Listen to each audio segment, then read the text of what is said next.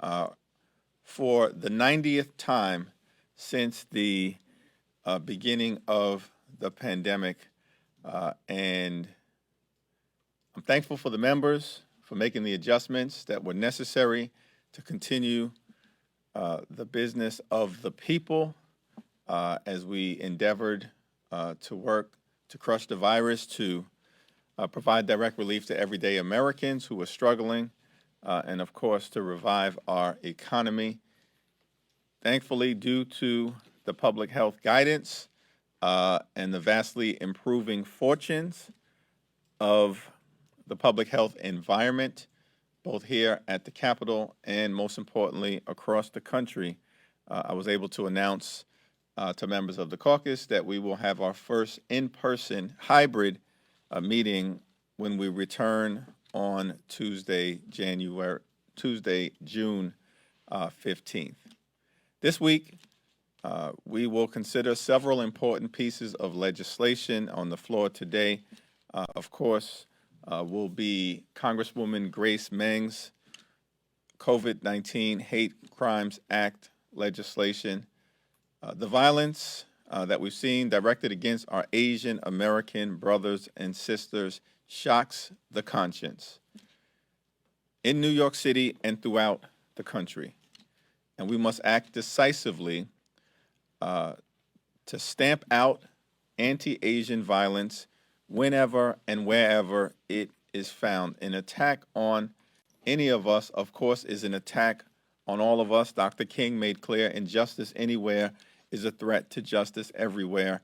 I'm hopeful that, as was the case with the bill in the Senate, we will see strong bipartisan support in support of the efforts led by Congresswoman Grace Meng and Chairperson Judy Chu to deal with the dramatic rise in anti-Asian violence that we've seen all across the country.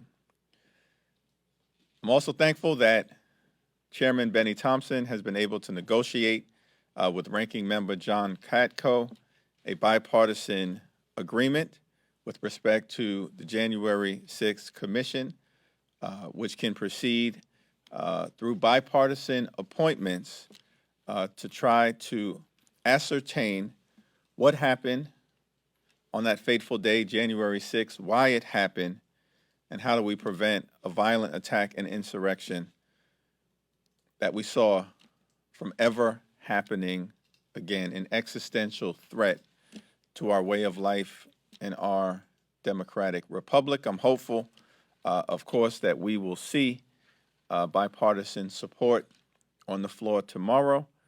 That remains to be seen at what level.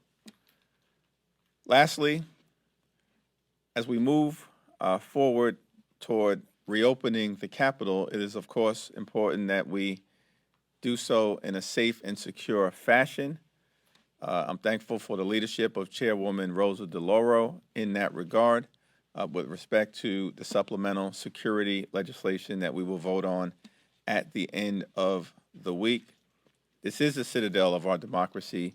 It's an enduring institution. We want to make sure it is reopened, but of course it needs to be reopened in a safe and secure fashion. For the American people who come to visit and petition the Congress, for the staff that works so hard to make sure that the business of the people can be done, and yes, of course, for members of the House and the Senate, as well as the Fourth Estate as well. And hopefully we'll see strong bipartisan support in connection with this effort when we move it forward on Thursday. I now yield to our distinguished Vice Chair, Pete Aguilar. Thanks, Mr. Chairman. This week, we also received news that direct payments of $300 per child, up to $300 per child, will go out to 39 million American families starting July 15th. These payments are a result of the expanded child tax credit featured in the American Rescue Plan and is another tangible example of congressional Democrats and the Biden administration delivering for the American people. This week, as the chairman mentioned, we'll be addressing the rise of anti-Asian hate crimes, This epidemic of hate driven by racist and irresponsible rhetoric must come to an end, and we look forward to sending a bipartisan and resounding message as we stand with our colleagues here in Congress, as well as all Asian Americans across the country against violence. And finally, we'll take up the supplemental appropriations bill to improve the Capitol security, protect members, employees, and visitors from the attacks that we saw, from attacks like the one we saw on January 6th. As a result of recommendations from General Honore and senior security experts, House Democrats are also committed to protecting the American people here at the Capitol complex from insurrectionists and domestic terrorists who have been inspired by the big lie that House Republicans continue to elevate. While I hope, as the chairman does, that this is a bipartisan vote, I would encourage my colleagues to step forward and to stop members of their own party from continuing to spread the deadly lie. Thanks so much. Thanks, Mr. Chairman. Thank you. Questions?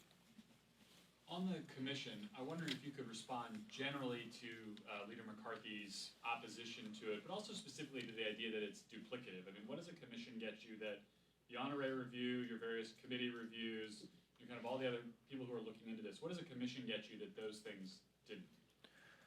Well, the honorary review was convened appropriately by the Speaker in the immediate aftermath of the January 6th insurrection to ascertain the on-the-ground security conditions and gaps that existed, and to make a series of recommendations with respect to securing the complex. In terms of the committee reviews, which I expect to continue, those are all limited, of course, to the various jurisdictions of the particular committees. The Intel Committee presumably will look at any intelligence failures. The Judiciary Committee can take a look at the role of the FBI and, on a going forward basis, the prosecution of the insurrectionists. The Homeland Security Committee presumably will take a look at the rise of domestic terrorism and its various manifestations, including toxic white supremacy. But those committee reviews are, of course, limited to their areas of jurisdiction. A bipartisan commission will take a holistic look at the events of January 6th, what led to it, and how do we prevent a violent insurrection and attack on the Capitol from ever happening again. In the aftermath of the December 7th, 1941 attack on Pearl Harbor, America had a bipartisan review and commission. In the aftermath of the September 11th attacks on the World Trade Center and the Pentagon, America had a bipartisan commission. In the aftermath of the January 6th violent insurrection and attack on the citadel of our democracy, it seems reasonable that America should have a bipartisan commission to ascertain the truth and present it to the American people. It's hard to take Kevin McCarthy seriously at this point. It's just hard. He can't take yes for an answer. This is a bipartisan agreement negotiated by Democratic Chairman Benny Thompson and Republican Ranking Member John Katko. They raised several issues in terms of the discussions that have been occurring at the outset as critical ones important to the Republican conference. They raised the issue of makeup, and the original composition had presidential appointments, as has been the case in other instances. But because that appointment or series of appointments would be made by President Joe Biden, they objected. We agreed to make the commission evenly appointed by the legislative leaders. 5 Democratic appointments, 5 Republican appointments. Kevin McCarthy also objected to there being subpoena power vested solely in the chair of the commission. when that, in fact, is the practice here in the United States Congress. But in the interest of finding common ground, we agreed to the fact that both the chair, appointed by the Democratic legislative leaders, and the vice chair, appointed by the Republican legislative leaders, needed to come together in order for any subpoena to be issued. I don't know what Kevin McCarthy is afraid of, but we agreed to that particular concern. Do you think But he's we afraid- cannot yield on scope because this is the January 6th commission. I'll follow up on that before I get to my actual question. Are you worried that McCarthy won't appoint a vice chair now and that this thing will just stall? It's my hope that Mitch McConnell and Kevin McCarthy will do the right thing, and as has been the case with other traumatic attacks on the United States, we will have a bipartisan commission, and the Republican legislative leaders will undertake their responsibilities to make credible appointments seriously. And then my actual question is on infrastructure. Your Senate Republicans are negotiating even today with the White House. Seems like House Democrats are kind of on the sidelines. How is your caucus feeling about that? Are you worried that your priorities are not going to be represented or get passed into law at the end of the day? It's not my view that House Democrats will be on the sidelines at all. We have a president who's going to be a president, as he promised, for all Americans, those who voted for him, those who voted against him. Joe Biden is going to continue to be the president for Democrats, Republicans, and independents, and everyone across the ideological spectrum. That is why the American Rescue Plan is so popular and has support amongst Democrats, Republicans, and independents to this very day, despite the fact that not a single Republican voted for it. It's why President Biden's American Jobs Plan and the American Families Plan share strong support amongst Democrats and Republicans and independents across the country. The House is the first institution mentioned in the United States Constitution. It is the institution closest to the people. We are the first, in my view, amongst equals, but we are equals, and we will have a role at the appropriate time. Our committee chairs and our committees are moving ideas forward, while at the same time, President Biden is in discussion with the United States Senate. The Office of the Attending Physician, recently announced relaxed mask guidance for different parts of the Capitol. However, on the House floor, members, when they're not speaking, still have to wear masks. According to do you believe that this is contributing to some mask confusion? Because obviously we're seeing that outside the Capitol, and by not following the new CDC guidelines for fully vaccinated individuals on the House floor, is that causing more confusion? Is that mass confusion or mask confusion? Mask Okay, confusion. all right. Well, I think that we're going to continue to follow the public health guidance. Some clarification, I think, was recently issued by Dr. Monahan, and I think from the very beginning we've maintained the position that we're going to let the science guide us, the public health expertise guide us, and I think that members of Congress should be able to read, and if we're able to read, we can make the adjustments that are necessary as we continue to move forward.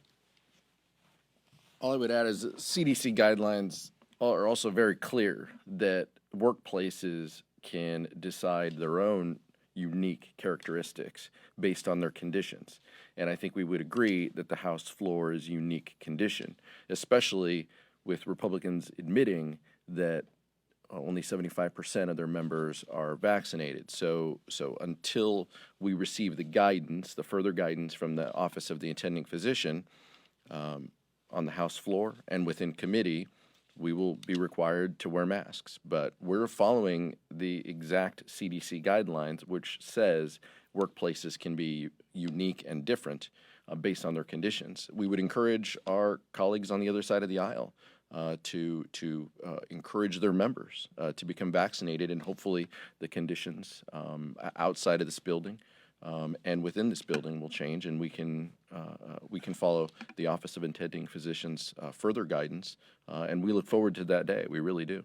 So is it your understanding that 100% of the Democratic caucus in the House is vaccinated? I'm not going to get into that. You'd have to talk to the Office of the Attending Physician. What I can tell you is that, we believe that the vaccination, will guide us in what we're doing. And the fact that our numbers speak for themselves, and a vast majority, although it is not our position that we get into those medical details of our colleagues, we can just follow the guidance of the Office of the Attending Physician, which clearly says if the vaccination rate increases, those conditions could change. And then we'll go back over to. In the past week, we saw a number of Republicans, in some ways, rewriting the insurrection, trying to categorize those who came in as tourists. And we also saw Congresswoman Marjorie Taylor Greene go after one of your own colleagues. I'm curious if anything came up during conference today or discussions in the past week since those moments happened about member security in the Capitol. Are they reliving some kind of traumas from January 6th again? And now that the country is reopening and members can hold town halls and be in person more and are going to be in their districts for 3 weeks, are you all advising any kind of security or the supplemental, hopefully giving them extra money to hire more security, secure their own homes, etc.? What are you advising on? It's an important question, and there are ongoing conversations in terms of dealing with some of the particular dynamics that you made reference to in your question, but most importantly, the two things that are going to happen this week, which relate to security, both in terms of what happened and what do we do on a going forward basis, will be the passage of the January 6th Commission, which is going to be done in a bipartisan way. Let's see how many Republicans support us, but we know we will have Republican support. And then the security supplemental will provide additional resources for the Capitol Police to secure the Capitol grounds, as well as additional assistance so that members can be safe and secure back at home as we carry out our responsibilities. And we take seriously the notion that as the House, as the institution that the framers wanted to be the closest to the people, that we should continue to be on the ground and capable of engaging with our constituents in a variety of ways: Congress on Your Corner events, town hall meetings, and being able to interact in towns and villages, in inner city communities, in rural communities, in the most intimate fashion as America reopens. Thank you. I want to follow up on the security aspect of that for members' personal security. I've heard from many members, as I'm sure you're hearing from your colleagues, and feel your own personal fears since January 6th about being able to be in public or being, whether it's at the airport or whether it's back home. Do you feel like the security supplemental does adequately address those concerns? And if not, how do you address this in a long term, where there's it's just not as safe to be a member of Congress in public, where you can be, you're literally exposed to any time leaving this building? Well, I will yield to Pete on this, and he also sits, of course, on the Appropriations Committee. But again, we take seriously both our responsibility to be out and among the people, and there are risks in that regard. And we've seen tragedy in Arizona with former Representative Jeffries, who was out at a Congress on Your Corner event amongst the people. We've seen tragedy in terms of the grave injuries that Representative or Minority Whip Steve Scalise experienced during the congressional baseball shooting practice. These are occupational hazards, and the security supplemental, I think, is an additional escalation of resources to deal with the growing and increasingly violent environment that we all find ourselves in as we endeavor to do the business of the people. Yeah, I would just echo what the chairman said. The security supplemental is the answer here. We need to ensure that not only this facility is protected, but members spend equal time in Washington, D.C., as well as in our home districts. So we need increased analysis and views on what those threats are, as well as some members will need more help than others from local law enforcement agencies.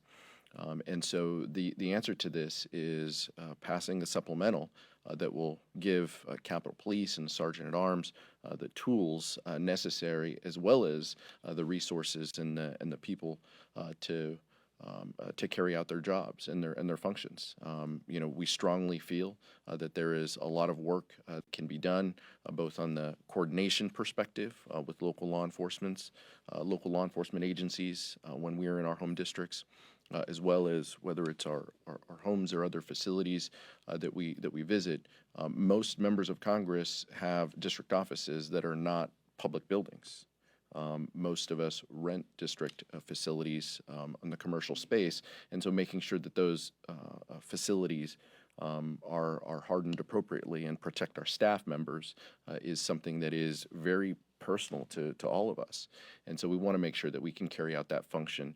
Passing a security supplemental does that, as well as honors the Capitol Police officers who are doing an incredibly hard job here, and gives them additional resources to staff up, to be protected.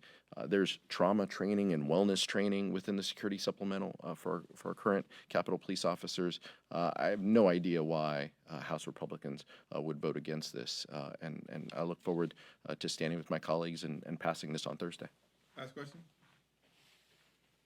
Can I ask, Yeah, we'll take those two questions together. Yeah, John, and then, Chairman Meeks was gonna send a letter to the President Biden on an arms sale to Israel, and now he says he's not going to do that. Was he asked by the leadership not to send that, or is there any pressure on him not to send that? I'll respond to that question, but there was certainly no pressure that I'm aware of as it relates to Chairman Meeks not sending a letter that he's never confirmed in any public way he was intending on sending. Val Demings is the latest House Democrat to announce a run at broader statewide office. Just wondering if that is a growing concern that all these people are leaving. It's going to be tougher to hold the House since all these incumbents are running for the exit. Very confident that we will elect a Democrat to the seat that Val Demings may be vacating. To the extent she decides to move forward, she will obviously be a tremendous loss for us, a tremendous asset to the state of Florida and to the United States Senate and to the country in that capacity. Let me just answer the question more fully that was asked, just in terms of the chairman of the Foreign Affairs Committee. He's indicated that the Biden administration has agreed to a conversation with members of the caucus, presumably led by the committees of jurisdiction. And of course, there are three committees of jurisdiction: the Foreign Affairs Committee, the Appropriations Committee, and the Intel Committee, on any issue that may be connected to the arms sale. Seems to me appropriate that those conversations be allowed to happen, and then we'll see where we land once that takes place. Thank you, everyone.